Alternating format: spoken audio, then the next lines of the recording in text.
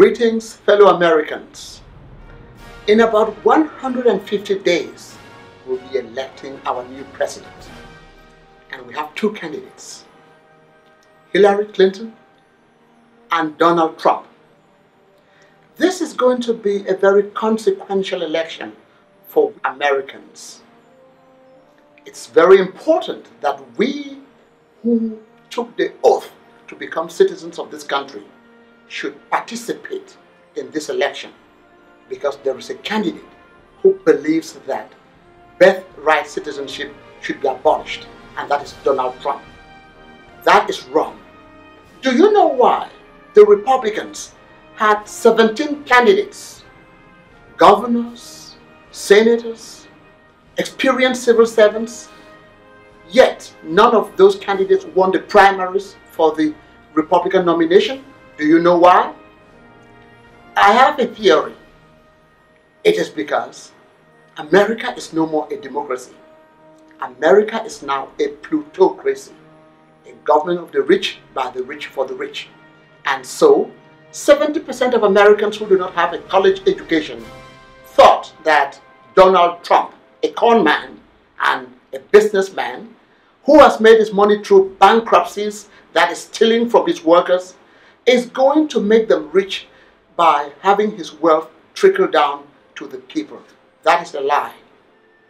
I am here today to tell you that we must make sure that Trump doesn't become president of the United States. Because if Trump becomes president of this country, we will be taking a giant step down the precipice and becoming a third world nation, a dictatorship like Hitler's Germany or Mussolini's Italy or Amin's Uganda or Mobutu's Congo or Paul Biya's Cameroon. We do not want dictatorship in this United States of America. In 1870, the 15th Amendment gave black people the right to vote. 50 years after, in 1920, women had the right to vote. Yet, we still have this bias against women. A woman has never been president of the United States. I think it's time for us to judge Hillary Clinton by her qualities and her qualifications. It is so unfair for us to impinge on her character because of the shortcomings of her husband. Donald Trump is a failed businessman, and he will bring failure to the United States. We need a leader who has the experience and who will continue the Obama legacy. Now, let me tell you something. The Republicans have failed this country. The Republicans are hypocritical. I was living in Massachusetts in the early 2000s when Mitt Romney was our governor. He passed a version of the Affordable Care Act, and I was shocked to see him in the 2012 presidential election standing against the very law he passed. The Republicans, Mitch McConnell in Congress, had only one philosophy: we must make Barack Obama a one-term president. Our top political priority over the next 2 years should be to deny President Obama a second term. That is not a recipe for success. They have tried 60 times to repeal Obamacare, but what they have not told you what they are going to replace Obamacare with. This country deliberated about this health care law in a very, very consistent manner, and we passed a law that is benefiting Americans. So let us stay the course with Hillary Clinton so that we do not wipe the legacy of the Obama years. The most tragic thing for a nation is for people to become bigots and to forget principle and now judge people by the color of their skin. This happened in the Obama administration. The President of the United States, the first black president, is giving a speech in Congress during the State of the Union, and a Republican member of Congress stands up and says, "You lie." The reforms I'm proposing would not apply to those who are here illegally.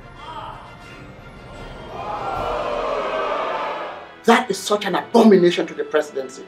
That is such a disrespect to the office that Republicans are aspiring to hold. And we Americans should refuse them that office. Donald Trump is a very dishonest man. He doesn't have the courage to tell the truth. He said he sent an army of investigators from the FBI to Hawaii to go and find out whether Barack Obama was born in the United States. 3 weeks ago when I started, I thought he was probably born in this country. And now I really have a much bigger doubt than I did before. Oh, based on what? And you know what? His grandmother in Kenya said he was born in Kenya and she was there and witnessed the birth.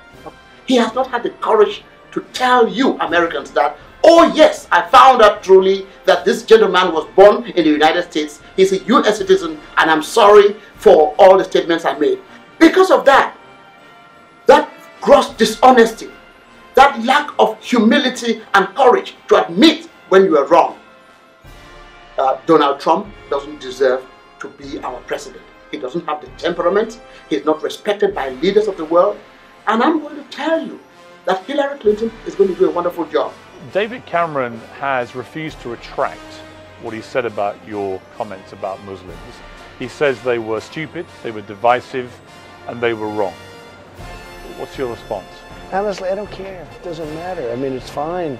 But if you're president and he's the British Prime Minister, It looks like we're not going to have a very good relationship. So we are going to band together to dump Donald Trump and elect a proper president for this country. And America is ripe for a female leader. Thank you.